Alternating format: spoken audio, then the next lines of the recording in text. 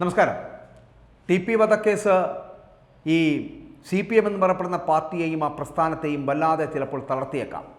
കാരണം TP ചന്ദ്രശേഖരനെ വധിക്കാൻ വാടക കൊലയാളികളുമായി CPM നേതാക്കൾ നടത്തിയ ഗുരുതരമായിട്ടുള്ള ഗൂഢാലോചനകൾ, ആ ഗൂഢാലോചനകളൊക്കെ അക്കമിട്ട് നിരത്തുന്ന കോടതി വിധിയാണ് എത്തിയിരിക്കുന്നത്. ആ കോടതി വിധി പാർട്ടിയെ പ്രതിരോധത്തിലാക്കുക തന്നെ ചെയ്യും.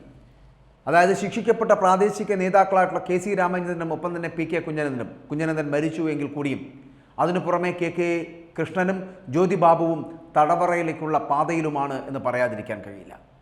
ഒപ്പം തന്നെ കോഴിക്കോട് ജില്ലാ സെക്രട്ടറി P മോഹനെ കുറ്റവിമുക്തനാക്കിയ നടപടി ശരിവെച്ചത് പാർട്ടിക്ക് വേണമെങ്കിൽ ഒരു പിടിവലിയായി പറയാൻ കഴിയും. പക്ഷേ അത് ഇത്രത്തോളം ശരിയാകുമെന്ന് പറയാൻ കഴിയില്ല. CPM വിട്ട TP ചന്ദ്രശേഖരൻ RMP രൂപീകരിച്ചപ്പോൾ മുതൽ രാഷ്ട്രീയ വിരോധമുണ്ടായിരുന്നതായി ഹൈക്കോടതി വിലയിരുത്തുകയാണ് ചെയ്യുന്നത്. അങ്ങനെ ഒരു വിലയിരുത്തൽ ഉണ്ടായിരിക്കുന്നത് CPMന് എപ്പോഴും തിരിച്ചടിയാണ്. 2009 ലോക്സഭാ തെരഞ്ഞെടുപ്പിലാണ് TPയുടെ സ്ഥാനാർത്ഥിത്വം CPMന്റെ പരാജയത്തിന് ഇടയാക്കിയതോടെയാണ് ഈ വൈരാഗ്യം വർദ്ധിച്ചത് എന്ന് പറയേണ്ടി വരും.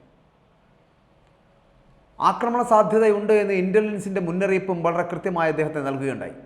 തനിക്ക് എന്തെങ്കിലും സംഭവിച്ചാൽ അത് KK കൃഷ്ണൻ, ഒപ്പം തന്നെ ഈ KC രാമചന്ദ്രൻ, മോഹനൻ തുടങ്ങിയവരുടെ അറിവോടെയായിരിക്കും സംഭവിക്കുക എന്ന് ഭാര്യ രമയോട് TP ചന്ദ്രശേഖരൻ പറഞ്ഞിരുന്നതായിട്ടുള്ള മൊഴികളടക്കമുണ്ട് എന്നുള്ളതാണ്.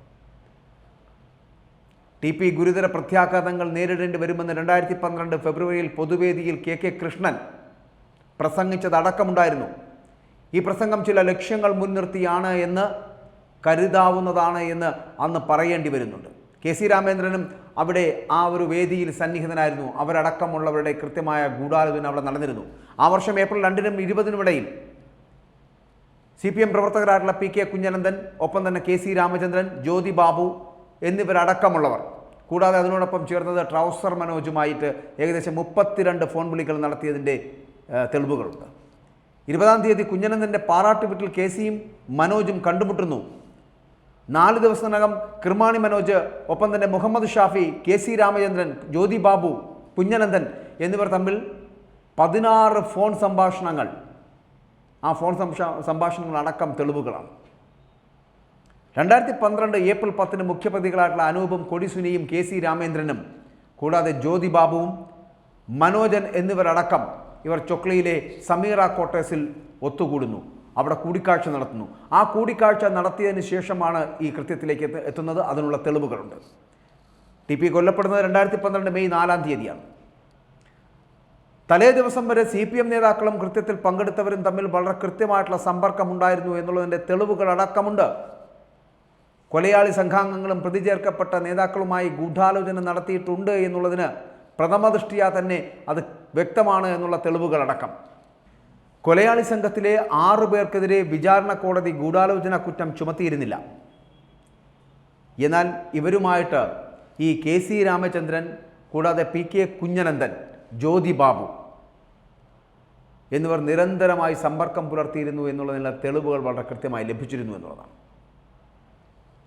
ഈ തെളിവുകളുടെയൊക്കെ അടിസ്ഥാനത്തിലാണ് KK കൃഷ്ണനെയും ഒപ്പം തന്നെ ജ്യോതി ബാബുവിനെയും കൂടി ഈ കൊലപാതകവുമായി ബന്ധപ്പെട്ട് കൊലപാതക ഗൂഢാലോചനയിൽ വീണ്ടും പ്രതി ചേർക്കേണ്ടി വരുന്ന ഒരു സാഹചര്യം ഉണ്ടായിരിക്കുന്നത്. 6 പ്രതികൾക്കെതിരെ ഗൂഢാലോചന കുറ്റം അധികമായി ചുമത്തേണ്ടി വരുന്ന ഒരു സ്ഥിതിവിശേഷവും ഉണ്ടായിരിക്കുന്നത്. കൃത്യമായ ഒരു പാർട്ടിയുടെ അറിവോടുകൂടി TP ചന്ദ്രശേഖരൻ എന്ന സഖാവിനെ 51 വെട്ടുവെട്ടി കൊലപ്പെടുത്തുക എന്നുള്ളത് പാർട്ടി തീരുമാനമാണ് എന്നുള്ളത് ഇതിൽ കവിഞ്ഞ് എന്ത് തെളിവാണ് നൽകേണ്ടത്? TPയെ വെട്ടി കൊലപ്പെടുത്തുക എന്നുള്ളത് 2009 തീരുമാനമായിരുന്നു എന്നുള്ളതിൻ്റെ തെളിവുകളടക്കം മുൻപോട്ട് വരുന്നുണ്ട് എങ്കിൽ കൂടിയും ഈ കേസ് അവസാനിക്കുമ്പോഴും അല്ലെങ്കിൽ ഇതിൻ്റെ അവസാനത്തിലേക്ക് എത്തുമ്പോഴും നമുക്ക് ഒരു കാര്യം തീർച്ചപ്പെടുത്തേണ്ടി വരും. യഥാർത്ഥ കുറ്റവാളികൾ ഇനിയും ഇതിൻ്റെ പിന്നിലാണ് എന്ന് പറയപ്പെടുന്ന KK രമയുടെ വാക്കുകൾ. ആ വാക്കുകൾ നമ്മൾ വീണ്ടും ശ്രദ്ധിക്കേണ്ടതാണ്. കേരളം കാതോർക്കേണ്ടതാണ്. യഥാർത്ഥ പ്രതികൾ ഇതിലേക്ക് എത്തിയിട്ടില്ല.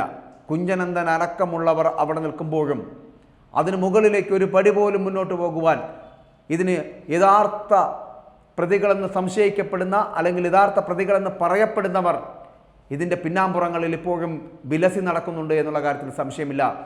അവരെ ഒന്ന് തൊടാൻ പോലും ഇവിടുത്തെ ഒരു അന്വേഷണ ഏജൻസിക്കും കഴിഞ്ഞിട്ടില്ല എന്നുള്ളത് നമുക്ക് ആശങ്ക ഉളവാക്കുന്നതാണ് എന്ന് പറയാതിരിക്കാൻ കഴിയില്ല.